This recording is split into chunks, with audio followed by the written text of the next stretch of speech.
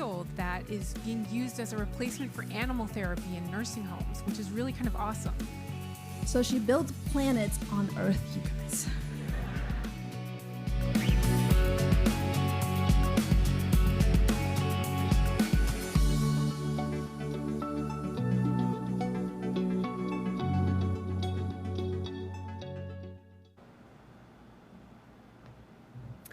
Good evening, everybody. Welcome to the Museum of Science. My name is In-Soo Hyun, and I am the director of the Center for Life Sciences here at the museum. I'd like to extend a warm welcome to the people here in person and also those joining us online. And welcome to tonight's Subspace event, Moving Close to the Ground. I'm the director of the Center for Life Sciences, and what I find fascinating about the life sciences is how connected everything is to each other.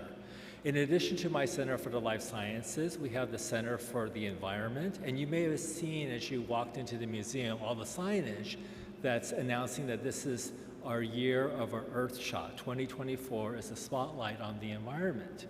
Well, in 2025, there'll be a spotlight on the year of being human. And there, we're really going to focus on the interconnectedness that makes us so powerful together as we share our common humanity, but also to celebrate not only the life sciences, but its connection to so many other things, for example, the environment.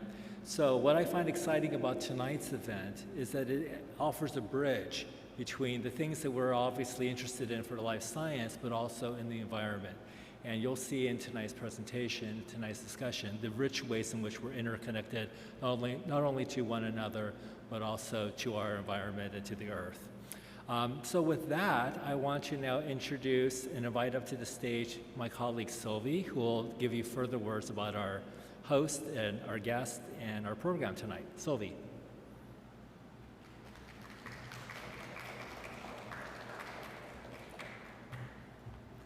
Thank you, In-Soo. Welcome everyone to our final event of Disability Pride Month celebration. My name is Sylvie Rosenkalt, and I use she and they pronouns, and I'm the accessibility coordinator here at the Museum of Science. On behalf of myself and the accessibility committee here at the museum, we want to let you know that here, disabled people are not only welcome, but we are celebrated. And I can't think of a better way to celebrate the thought leadership in the disability community than to spend an evening with Eli Clare. But first, a little housekeeping. I'd like to start with an access invitation. We have our ASL interpreters here tonight, as well as live captioning on my left. If you're watching online, there should be a link to the transcript in the description of the event. If you need to use the bathroom, they're right behind me. Please do whatever you need to do for your body during this time, if that means standing up, stretching, stimming, sitting on the ground, rolling around, whatever you need to do, that is welcome here tonight. After Eli's talk, I'll be back on stage to join him for a Q&A later in the evening. So to participate, you can either submit questions by going to slido.com and entering the code #EliClaire, all one word, as shown on the screen. Or if you're in person, feel free to come up to this mic or flag one of our team members down and they'll bring a mic to you. After the program, please also stick around for the book signing. We have our friends from All She Wrote over there selling copies of Eli's work, and Eli will be signing copies in the back of the room. And we want to thank our friends at the Lowell Institute for their ongoing support of adult programming and making tonight's event possible. So without further ado, allow me to introduce Eli Clare. White, disabled, and genderqueer, Eli Clare lives near Lake Champlain in unceded Abenaki territory, also known as Vermont, where he writes and proudly claims a penchant for rabble-rousing. He has written 2 books of essays, the award-winning Brilliant Imperfection, Grappling with Cure, and Exile and Pride, Disability, Queerness, and Liberation, and a collection of poetry, The Marrow's Telling, Words in Motion. His next book, a mixed genre volume titled Unfurl, will be released in July 2025. Eli works as a traveling poet, storyteller, and social justice educator. Since 2008, he has spoken, taught, trained, and consulted at well over 150 conferences, community events, and colleges across the United States and Canada. He currently serves on the Community Advisory Board for the Disability Project at the Transgender Law Center, and is also a Disability Futures Fellow. Among other pursuits, he has walked across the United States for peace, coordinated a rape prevention program, and helped organize the first ever Queer Disability Conference. Without further ado, Eli Clare.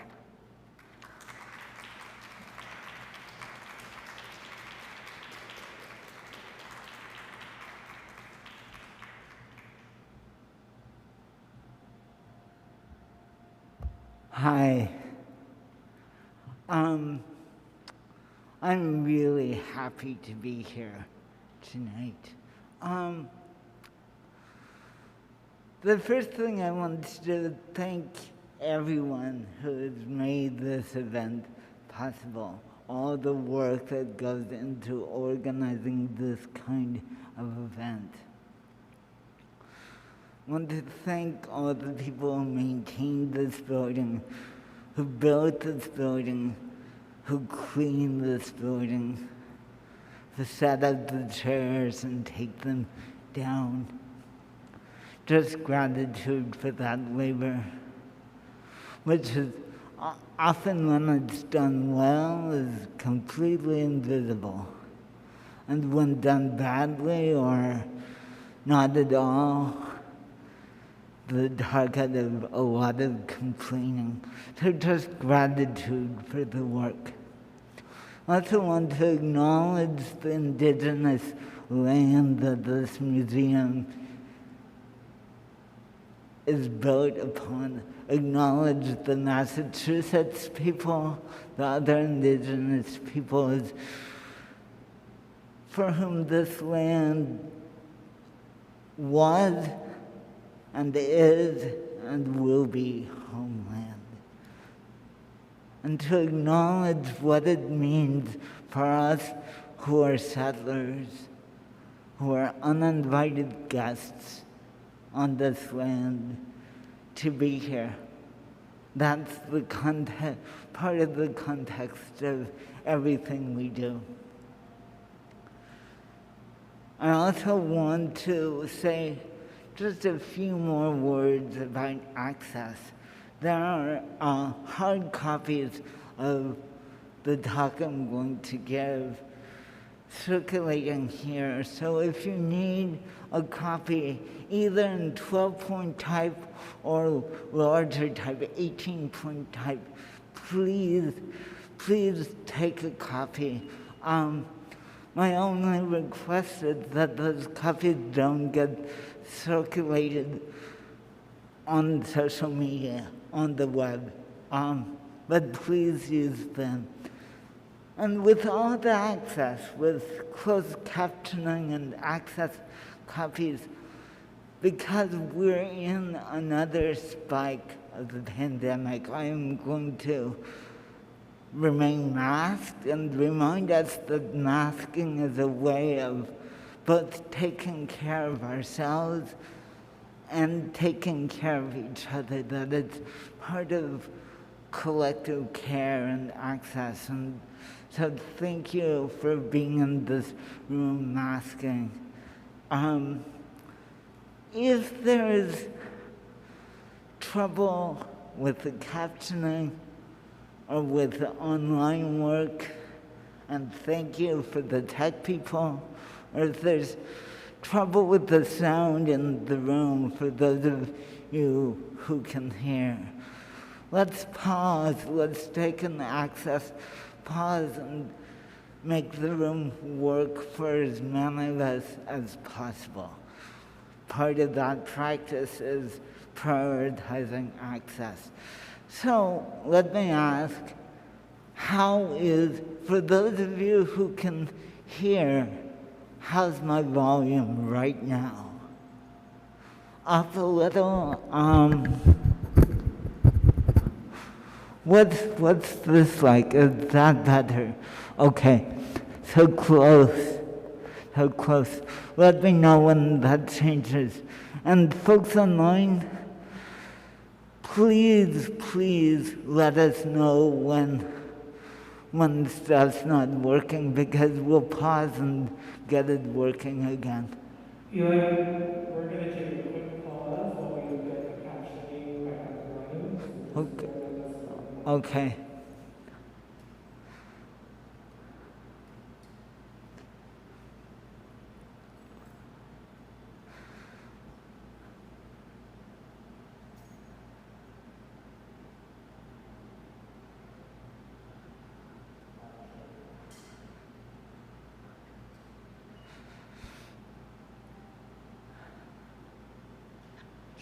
Check.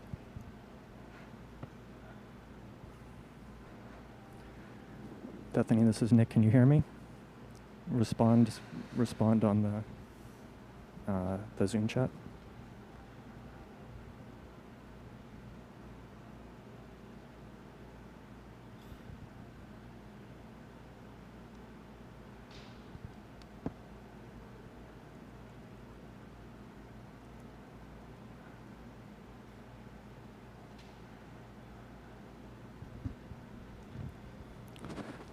Check.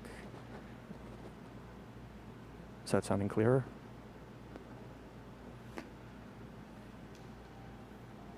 All right, copy that. We're going to continue on.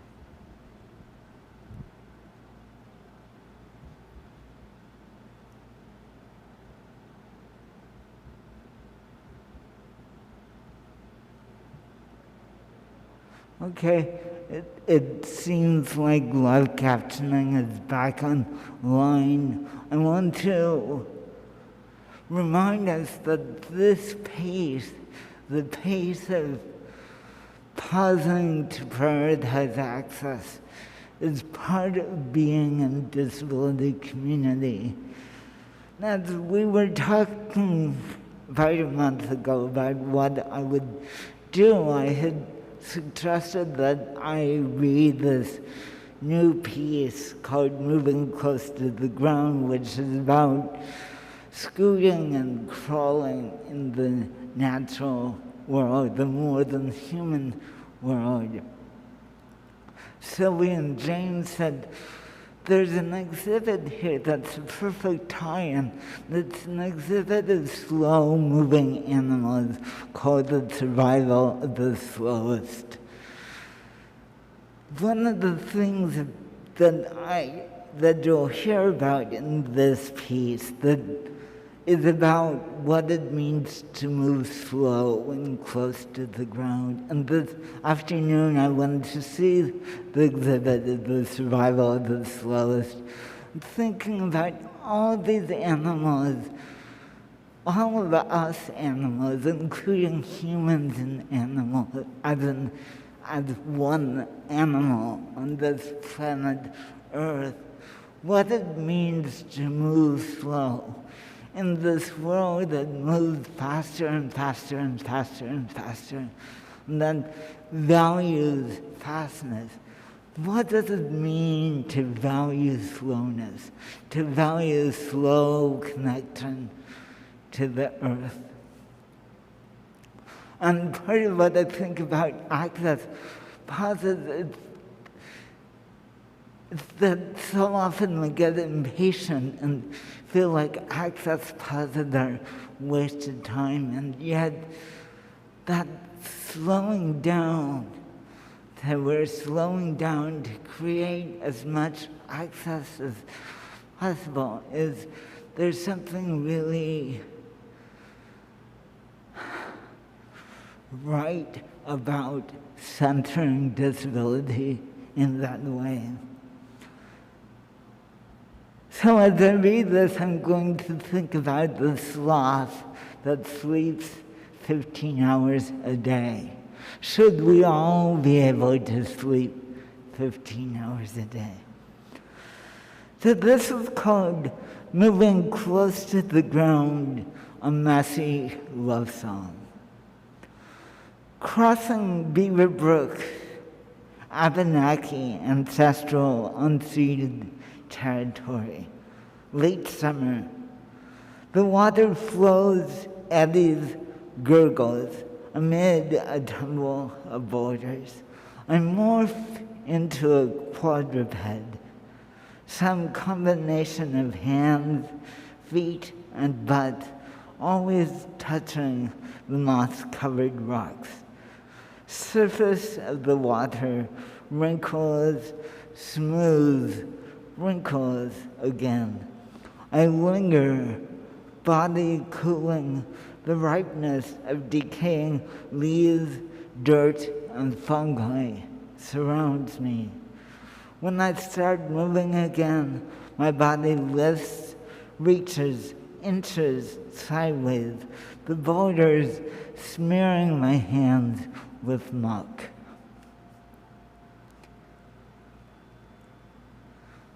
And I want to pause here. How is the sound, the volume for people? Okay? I'm hearing a bit of echo up here, and I have no idea whether that echo is. Okay. Thank you. In disability community, we rarely talk about sliding, scooting, crawling, crab walking. And I want to pause here and name that I'm writing from a distinctly U.S. global north context. The particular disability community I'm writing about is shaped by a relatively easy access to wheeled mobility, by a relative abundance of access features like ramps and curb cuts, and by even flat, paved terrain. In other words, the silence isn't about crawling in and of itself, but crawling and not crawling in a well-resourced, relatively and unevenly global north nation state. We appreciate the speed of power chair users on smooth, firm ground, admire the broad shoulders of manual chair users. We trade mobility techniques, talk mechanics, support each other through the bureaucracy of acquiring new gear. We relish gimpy ways of walking, the rhythm and sound of forearm crush users, the pure loveliness of how we decorate our canes and accessorize with them. In contrast, we seem loath to talk about, much less admire, modes of mobility that bring us close to the ground. When we've been forced to drag ourselves up or down a flight of stairs, either in public because of outlandish inaccessibility, or in private because we simply want to be with friends, we will tell stories about being humiliated, embarrassed, enraged, but we don't exchange tips about sliding, when and where we scoot, how we protect our hands and wrists while crab walking. We've not shared in the accumulated decades of community know-how about crawling. Those of us who move close to the ground for pleasure or utility do so mostly in isolation. Let me pause again. The pleasures of moving close to the ground, which I'm talking about tonight, are abundant in the more than human world that isn't paved with asphalt or covered with concrete. In places more frequented by humans, what we throw away and excrete, along with fossil fuel guzzling machines, often makes the ground unpleasant and sometimes disgusting, stinky, and/or dangerous, particularly by global north standards. As an unsteady Walky who has a lifelong history of using these modes of mobility, I feel alone and lonely amid this disability community absence. For those of you who might not know the word Walky, it is a word used in disability community to name those of us who walk rather than roll. But it's not used to create a binary between walking and rolling. We know there are a million ways to walk, there are a million ways to roll, and there are people who do both. So Walky isn't to create a binary, but Walky is to name a particular mode of mobility that is privileged in this ableist world. My aloneness began early, at the age 2, well after my non-disabled peers were exploring the world on their own 2 feet. I gaped around on my knees, discovering treasures tucked under beds. I didn't have playmates. At age 6, when my family and I lived for a summer in a basement apartment with my maternal grandparents, I perfected a scoot slide, bumping myself down into the living room on my butt. Frustrated and half angry, my parents insisted repeatedly that I stand up and walk, even though I was petrified of falling on the stairs. Now, decades later, when I face a craggy trail, a lip of rock, or a narrow bridge without handrails, my balance always a little precarious. I often drop down onto my hands and knees. Neither a protest against ableism nor a performance of disability, moving close to the ground offers me many possibilities and connections. Muscles listen, pace slows, eyes, ears, nose, focus, yet I am still alone. I want to share these experiences with folks who will understand them both viscerally and politically. I ache for a disability love song to scooting and crawling. Kettle Pond, Abenaki ancestral unceded territory, mid-autumn. Walking over roots and rocks, slick from the morning's rain, I slow down, I concentrate, I brace myself through a stumble. My sweetie, long familiar with my pace and rhythm, offers me a hand. He knows that on this terrain, I need a third point of contact to steady myself.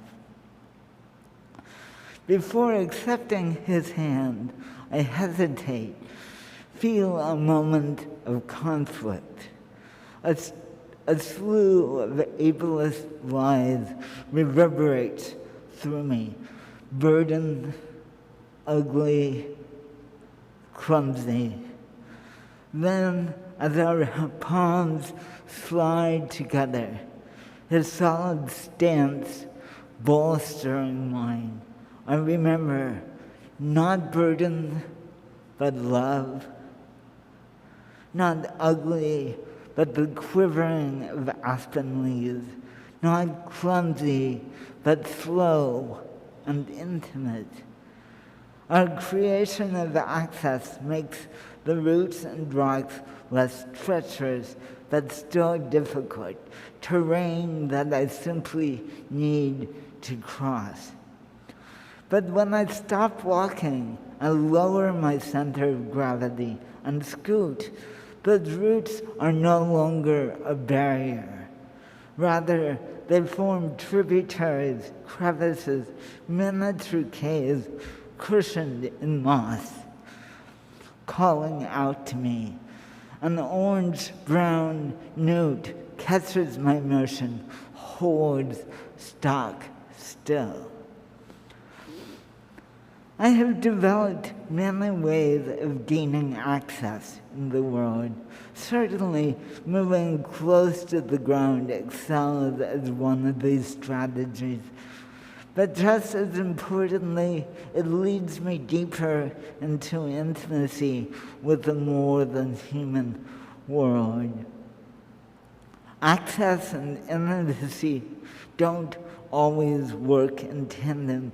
The wheelchair ramp into the post office or double time on time tests isn't necessarily created through close and abiding relationships. Likewise, access doesn't guarantee familiarity and affection. But when the two come together, access creating intimacy, and in turn, intimacy fostering deeper and broader access, I feel tremendous ease and belonging. The pair strengthens my closest relationships, both with humans and with trees and rocks, chipmunks and maple leaves, trillium and lichen. Lake Champlain, Abenaki, ancestral, unceded territory, winter solstice. Sculpted ice lines the shore. It coats the mountain quartzite slabs that extend into the water and envelop the scruffy eastern red cedars growing out of the crevices. I walk and then, after losing my balance, scoot into this winter magic. Soon, my lower back and hands ache with cold that grows more intense by the minute. I slide among the cedars, absorbed in the fantastical frosted shapes, inching my way beneath the tree branches. I end up lying on my back, cradled by the frozen stone, chilled to the bone. Moving low to the ground, through mud or snow, across puddles, over gravel, can be a messy affair. In the best of conditions, my hands get scratched, my wrists, elbows, and shoulders grow sore from bearing my body weight. Sharp rocks stab my hamstrings. Even so, I adore scooting. It slows me down. Distance no longer measured in miles, but rather in yards. I creep, inch, linger, and I'm thinking of that sloth in the exhibit downstairs. This pace creates intimacy and space for the tiniest details. Mushrooms pushing up through pine needles, spores dotting the underside of ferns, miniature icicles hanging on the tips of cedar branches. Even with all this lovely slowness, the mud, muck, and cold undeniably create a certain kind of mess.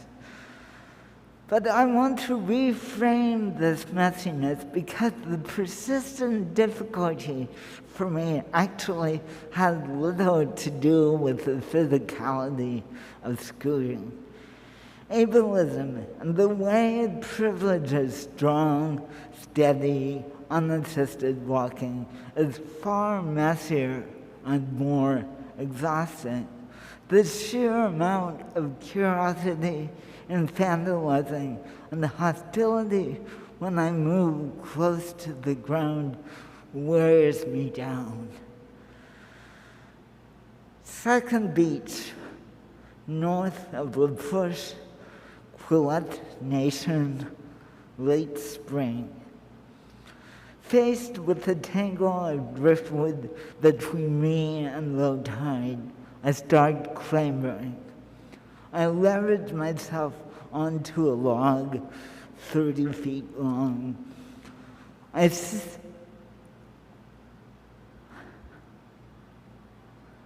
sit, trace the salt-scoured ridges, swing my leg over, squirm my way to the trunk tossed against the one I'm currently on, squirm my way to the I sit, trace the salt-scoured ridges, swing my legs over, squirm my way to the trunk tossed against the one I'm currently on, lift myself over it, scoot sideways some more, reach across a gap, take hold of the polished remnants of a branch, lean my weight onto the next log. The people ahead of me tightrope across this tumble. I do not covet their balance, nor can I imagine their agility.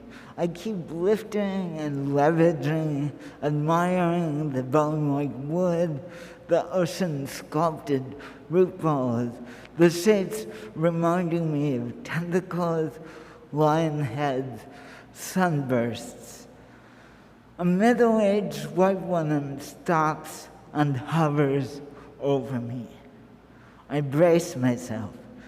She smiles, takes off her sunglasses, enthusing. "You're so brave. I just don't know how you do it." I'm not making this up, right? I'm not making this up. I'm not confabulating. I'm not exaggerating this. "You're so brave. I just don't know how you do it." Thankfully, she doesn't try to hug me. Right? Some of us here know that. Behind her teenage boys keep their distance. My skin prickles and burns as their eyes bore through me.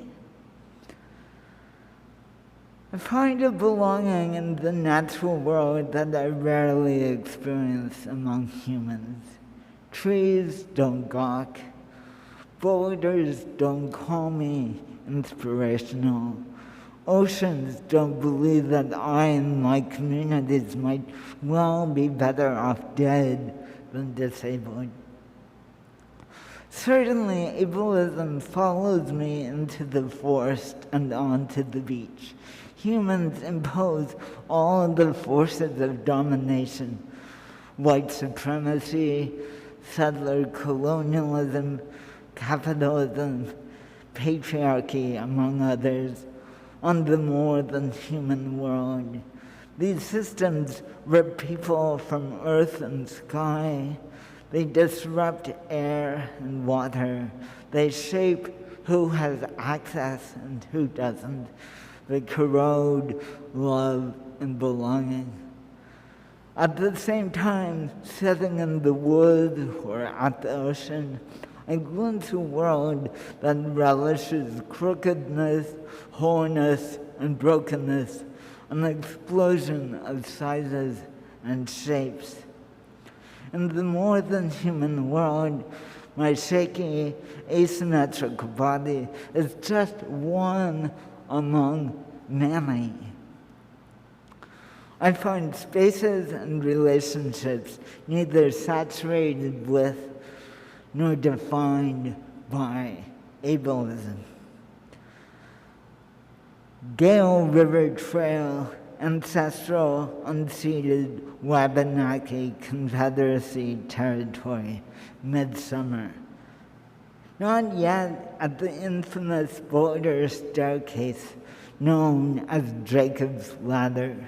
We, my sweetie, two non-disabled acquaintances, and I approach our second stream crossing.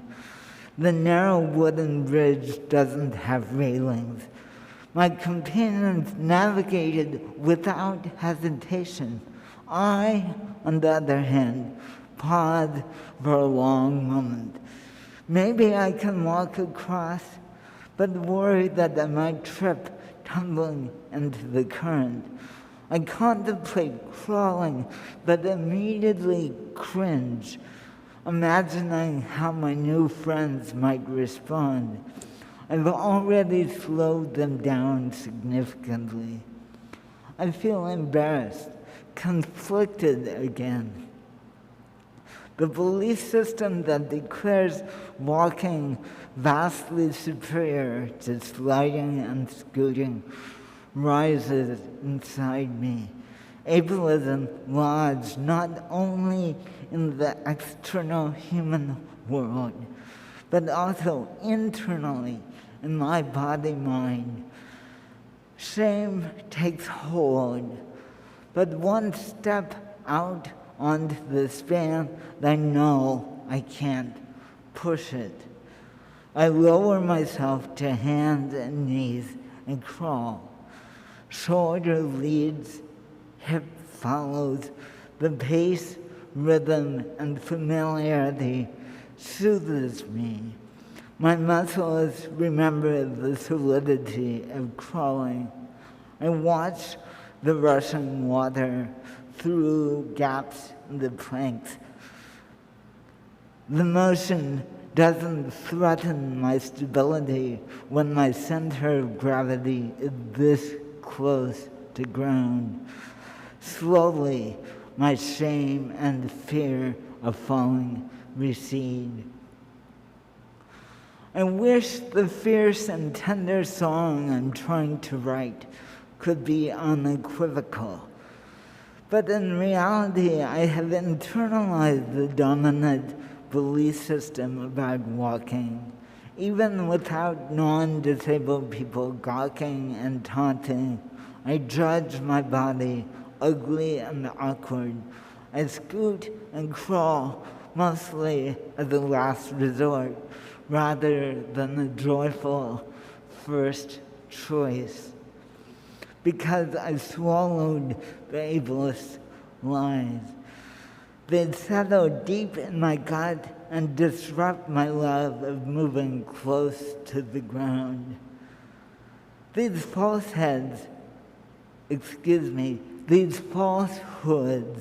burden, clumsy, better off dead, fragile, dangerous, not fully human, childlike, worthless, reverberate not only through my individual body-mind, but also collectively through disability communities.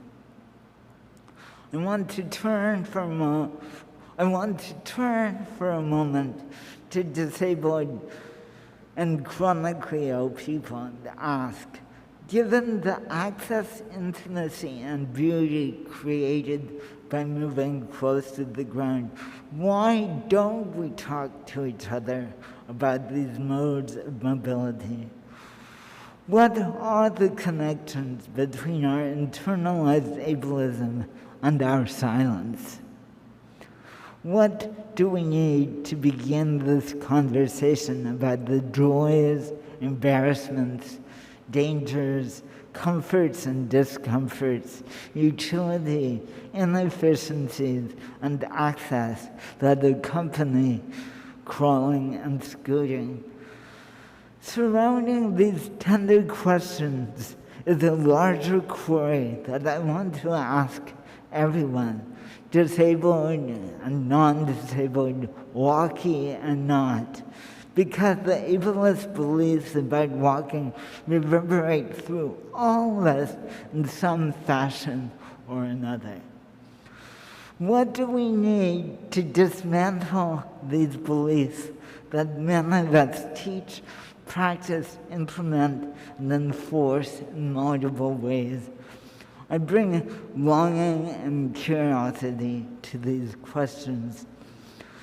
I've often found my way out of isolation through poetry, music, art, story. This time I turn to film. I watched Gregor Wolbring, an ability studies scholar and bioethicist, in the documentary Fixed, the science fiction of human enhancement. With a rebellious glint in his eyes, he claims, quote, "Crawling is in, walking is out," end quote. The camera follows Wolbring as he moves through his life, in his home, at an airport, around his lab, mixing different forms of mobility, sometimes using a wheelchair and other times crawling. He says, quote, "I love crawling. I crawl wherever I can." In contrast to Wolbring, transhumanist engineer Hugh Hare declares later in Fixed, quote, I mountain climb, I trail run, I play tennis, I do everything I want to do. If you remove the technology from my body, all I can do is crawl. I'm completely crippled, end quote. His blunt words reflect an intense connection between attitudes towards crawling and the devaluing of disability. Watching Wolbring, I feel just how much my internalized ableism shapes when and where I move on my hands and knees. I aspire to be as rebellious and matter-of-fact as him. As a side note here, in her review of Fixed, feminist disability studies theorist Alison Keers uses the contrast between Wolbring and Hare to think about the tension that surrounds crawling. She writes, quote, "I admit to the thrill of recognition here. Hare's comments explain why we so rarely see images of disabled people crawling other than for purposes of protest or performance. But here's hoping Wolbring's appearance sparks more documentation of this everyday yet spectacularly stigmatized modality," end quote. And it's Keers' call for more documentation that sparked the writing of this essay. Long Trail, south of Mount Abe, ancestral unceded territory, early summer. I scoot down a steep stumble of rock. Spots of gray-green lichen prickle my hands. I become an inchworm, humping along. Buttless, body weight shifts, knees bend, the glacier-etched schist ridged and warm beneath me. I dream plentiful disability-centered conversations about crawling, love songs, manifestos, guidebooks written by a multitude of disabled people who know and claim the joys and discomforts of moving close to the ground. I need layers of stories and politics to undo the ableist belief system about walking embedded in my body, mind, to make space for shunned modes of mobility and continue the work of resisting shame. But beyond words, I yearn to scoot, slide, and crawl with other disabled people, to share in community the pleasure and connection I find when I move close to the ground through the woods. Gale River Trail, ancestral unceded Wabanaki Confederacy territory, midsummer. We arrive at Jacob's Ladder, 1,000 feet of elevation gain in less than a mile. I look up at this daunting stretch of trail, granite rocks stair-stepping up the mountain. To keep my balance, I climb. To keep my balance as I climb, I bend slightly at the waist and place my hand 3 steps above me, a quadruped once again. I feel the skin border against skin palm. I turn aside repeatedly, giving other hikers the space to pass. I can't move any faster.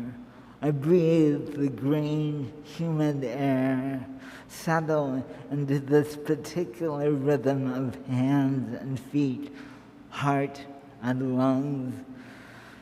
Several years earlier, a group of disabled people, 3 wheelchair users and 2 crutch users, along with a bunch of non-disabled companions and assistants, hiked this trail up to the newly renovated and disability-accessible Gale Head hut.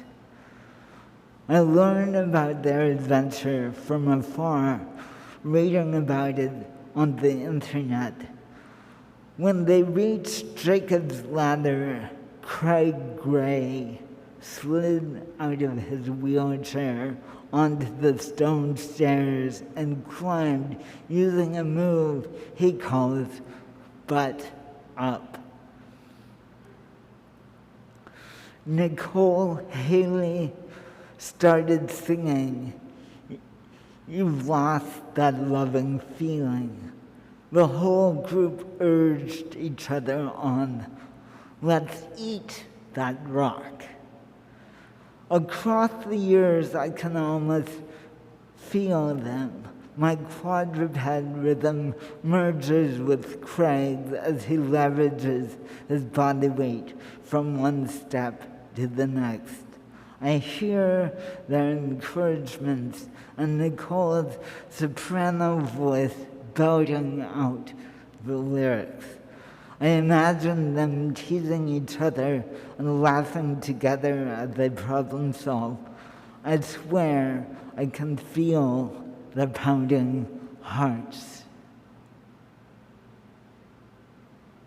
Thank you.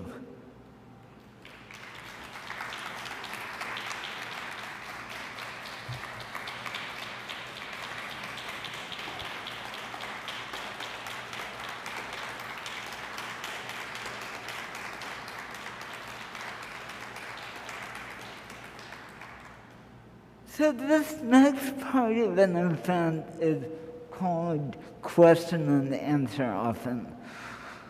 But that assumes that you all have questions and I have answers. And that's just not the way it works. So I think of this as a time for community conversation, for rants and raves, for soapboxes, for disagreements, for stories, for questions, for answers, just for community conversation. So we thank you for managing whatever questions or comments or soapboxes emerge from this time.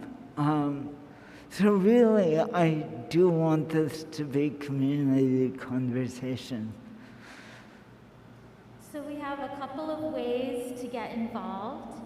You can come up to the mic. You can flag down someone who will bring a mic to you. Riley in the back raising his hand. Or you can put a question into the Slido and enter the code Eli Clare using the QR code above me on the screen behind me. And I have a question to start with from the Slido. It says, how do we embrace the possibility and joy of crawling without contributing to the trope of, quote unquote, overcoming all obstacles? Overcoming what? Overcoming all obstacles.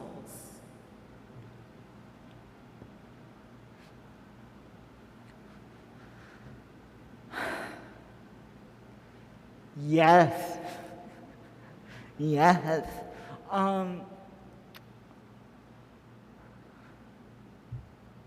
What I'm suggesting is that we turn away. That we crawl and scoot and crab walk, move in whatever ways work for us. Move in all of these ways that create, in some contexts, connection and ease and comfort and intimacy. Sometimes they're just about utility, but sometimes they're about this incredible connection and ease. And then doing that and making those choices, we turn away from all the crap. And some of that crap is about overcoming obstacles. You know, that woman who stops and coos over me on the driftwood as I'm clambering over driftwood. And I have clambered over driftwood like that since I was yay high. Since I was 4 years old, I've clambered over driftwood. And suggesting that I turn away from her. It does not matter. I name the crap. We work to create a world where that crap doesn't exist. But in the moment that I'm clambering over that driftwood, I just want myself every time to turn away from her crap. It does not matter if she thinks I'm overcoming an obstacle, because I know what I'm doing is something other than overcoming. So part of it's this move, this tricky move of turning away. Thank you. Something I'm thinking about is professionalism and how we might move in different ways at home than we would in the workplace. I know that's something I've experienced as a person who would crawl up steps, for example, at home, and then feel like I can't do that in public. just a thought I'm having, if anyone else wants to share any reflections they're having. The requirements of capitalism.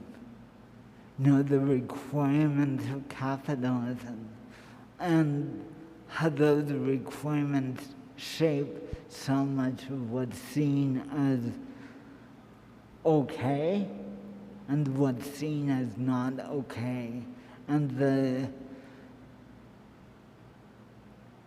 dangers of not being okay for those of us who have jobs, the threat of losing our jobs, and with losing our jobs, losing our health insurance, and losing steady food, and losing secure housing, and how those risks are differential, that they're one thing for white folks and another thing for people of color. That those risks are different for people who have white-collar jobs than people who have blue-collar jobs. They're different from documented citizens and undocumented immigrants. And that the pressures to perform humanness are different too, because of course crawling is so connected to not being human, that walking is seen as one of the requirements for full personhood. And for people of color, particularly Black and Indigenous people who every day face questions about personhood, crawling in public carries layers and layers, so that the risks are differential depending on the ways we're marginalized and the ways we're privileged. And when you're talking about professionalism, makes me think about the sheer brute force of capitalism. Thanks. We have a couple more questions. We'll take a couple and then we'll go to the book signing. So this person asks, I'm curious about when we choose to use aids to support our bodies and when we choose to use only our bodies to move around, even if it hurts.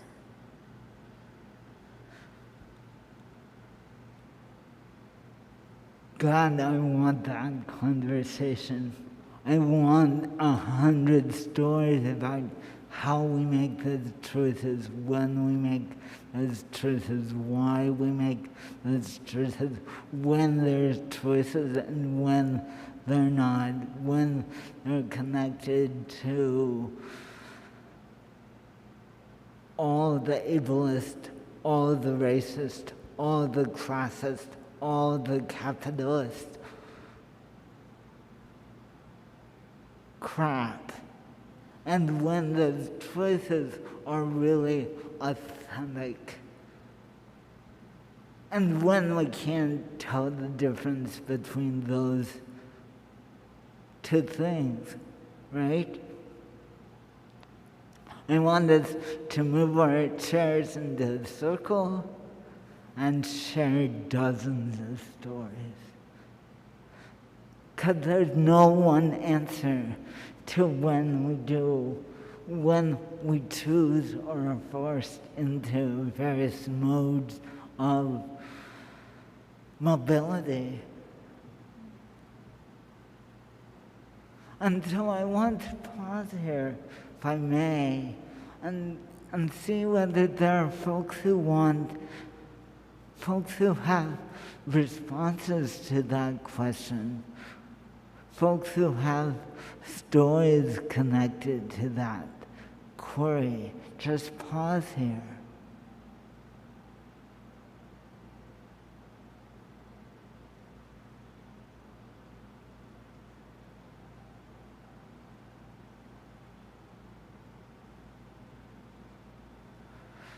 Okay, let's move on if there's more. Okay. Yeah, this will be the last question, and then we'll move to the book signing, which I'm very excited about. Okay. Does moving close to the ground enhance your own connection to or understanding of what environmental justice means in the present day? Oh, yes. Oh, yes.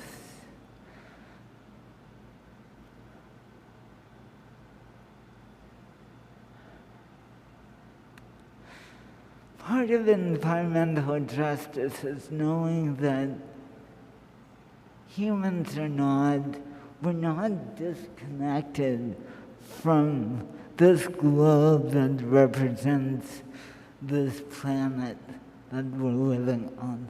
Part of what environmental justice says is that we as humans are one small part of the planet, and that there needs to be justice for every being that lives on this planet. And for me, when I slow down and move close to the ground, the more than human world, I get connected. I get connected to the dirt.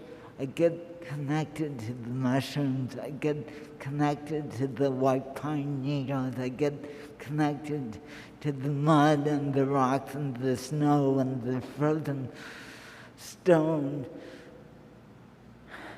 I smell it on my skin. There's a way in which my hands smell after I've been crawling and scooting through forest stuff that connects me, that lets me know that I am just one being in the forest. And that's one small piece of what environmental justice is about. It's not the sum total. I'm not creating some big claim that moving close to the ground is environmental justice activism. Not suggesting that moving close to the ground is going to make the kind of changes that need to be made, but that it creates connection for me that fosters the need for environmental justice. All right, thank you, Eli. Please join me in giving a huge hand of applause to Eli Clare.